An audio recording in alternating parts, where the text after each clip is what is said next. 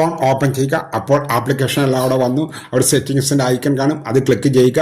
അപ്പോൾ സെറ്റിങ്സ് ഇങ്ങനെ ഓണായി. അവിടെ സെർച്ച് ബാർ കാണും, അവിടെ ഡബിൾ ടാപ്പ് എന്ന് ഇങ്ങനെ ടൈപ്പ് ചെയ്ത് കൊടുക്കുക.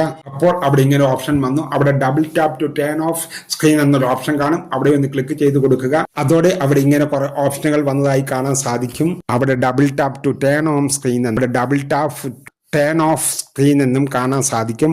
അത് രണ്ടും ഒന്ന് ഓൺ ആക്കി കൊടുക്കുക. ഇത് സെൻസർ പ്രോബ്ലം ഫോണിനുള്ളവർക്ക് ഇത് ലഭിക്കുകയില്ല. അവർ ഇതെങ്ങനെ ചെയ്യണമെന്ന് പറയാം. അതിനായി വീണ്ടും സെറ്റിങ്സ് എടുക്കുക. അവിടെ സെർച്ച് ബാർ കാണും, അവിടെ റേസ് എന്ന് ടൈപ്പ് ചെയ്ത് കൊടുക്കുക. അവിടെ റേസ് ടു ബാക്ക് എന്നൊരു ഓപ്ഷൻ കാണും, അവിടെ ഒന്ന് ക്ലിക്ക് ചെയ്ത് കൊടുക്കുക. അതപ്പോൾ ഓഫായി കിടക്കുന്ന കാണാം, അത് ഓൺ ആക്കി കൊടുക്കുക. ഇങ്ങനെ ചെയ്യുന്നത് കൊണ്ട് നമ്മൾ ഡബിൾ ടാപ്പ് ചെയ്യുമ്പോൾ സ്ക്രീൻ ഓൺ ആകുകയും ഓഫ് ആകുകയും ചെയ്യും. സ്ക്രീൻ താത്തി പൊക്കുകയും ചെയ്താൽ സ്ക്രീൻ ഓൺ ആക്കുവാൻ സാധിക്കും. അതുപോലെ പവർ ബട്ടൺ എന്തെങ്കിലും കംപ്ലൈൻറ്റ് വന്നാലും ഇങ്ങനെ ഉപയോഗിക്കാൻ പറ്റും. ഇനി പവർ ബട്ടൺ കംപ്ലൈൻറ്റ് വന്നാലും സ്ക്രീൻ ഓൺ ആക്കാൻ സാധിക്കും. ഫോൺ ഓപ്പൺ ചെയ്യുക. അപ്പോൾ ആപ്ലിക്കേഷൻ എല്ലാം അവിടെ വന്നു. അവിടെ സെറ്റിങ്സിൻ്റെ ഐക്കൺ കാണും, അത് ക്ലിക്ക് ചെയ്യുക.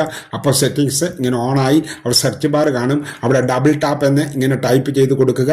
അപ്പോൾ അവിടെ ഇങ്ങനെ ഓപ്ഷൻ വന്നു. അവിടെ double tap to turn off screen എന്നൊരു ഓപ്ഷൻ കാണും, അവിടെ ഒന്ന് ക്ലിക്ക് ചെയ്ത് കൊടുക്കുക. അതോടെ അവിടെ ഇങ്ങനെ കുറെ ഓപ്ഷനുകൾ വന്നതായി കാണാൻ സാധിക്കും. അവിടെ double tap to turn on screen അവിടെ double tap turn off screen എന്നും കാണാൻ സാധിക്കും. അത് രണ്ടും ഒന്ന് ഓൺ ആക്കി കൊടുക്കുക. ഇത് സെൻസർ പ്രോബ്ലം ഫോണിനുള്ളവർക്ക് ഇത് ലഭിക്കുകയില്ല. അവർ ഇതെങ്ങനെ ചെയ്യണമെന്ന് പറയാം. അതിനായി വീണ്ടും സെറ്റിങ്സ് എടുക്കുക. അവിടെ സെർച്ച് ബാർ കാണും, അവിടെ റേസ് എന്ന് ടൈപ്പ് ചെയ്ത് കൊടുക്കുക. അവിടെ റേസ് ടു ബാക്ക് എന്നൊരു ഓപ്ഷൻ കാണും, അവിടെ ഒന്ന് ക്ലിക്ക് ചെയ്ത് കൊടുക്കുക. അതപ്പോൾ ഓഫായി കിടക്കുന്ന കാണാം, അത് ഓൺ ആക്കി കൊടുക്കുക.